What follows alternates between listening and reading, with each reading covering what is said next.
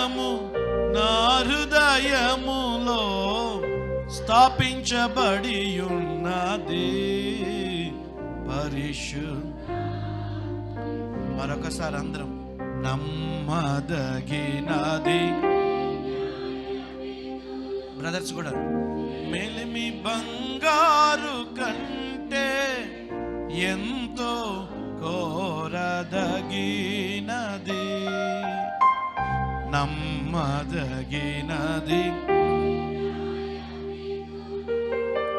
మేలిమి బంగారు కంటే ఎంతో కోరదగినది.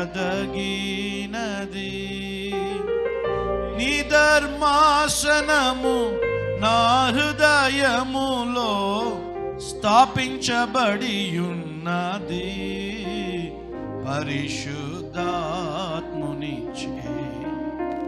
నీ ధర్మాసనము నా హృదయములో స్థాపించబడి ఉన్నది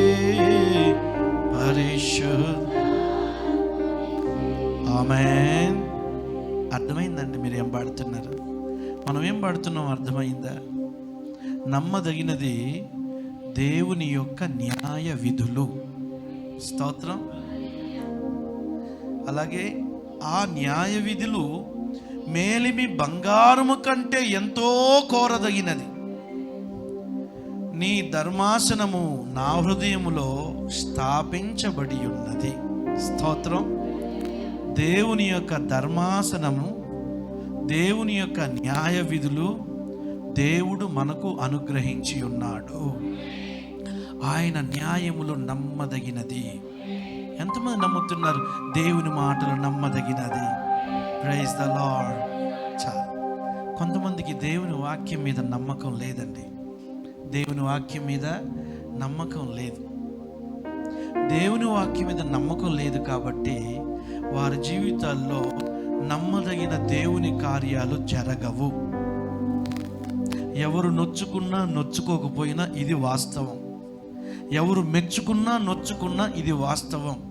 నీ జీవితంలో దేవుని కార్యాలు జరగట్లేదు అనంటే దేవుడు చేతగాని వాడు కాడు. ఆయన నమ్మదగిన శాసనములను నీవు నమ్మలేదు. ఇక్కడికి వచ్చిన మనమందరం కూడా ఎవరమో తెలుసా? దేవుని మాటలను నమ్మిన వారు. నేను దేవుని సన్నిధానములోనికి వెళితే దేవుడు నన్ను దర్శిస్తాడని, దేవుడు నన్ను ఆశీర్వదిస్తాడని, దేవుడు నా మీద ఉన్న ప్రతి శాపములను తొలగించి ఆశీర్వాదమును ఇస్తానని నమ్మిన వ్యక్తులు మనము. చప్పట్లు కొట్టి దేవునికి స్తోత్రం చెల్లించండి. హల్లెలూయా. Praise the lord.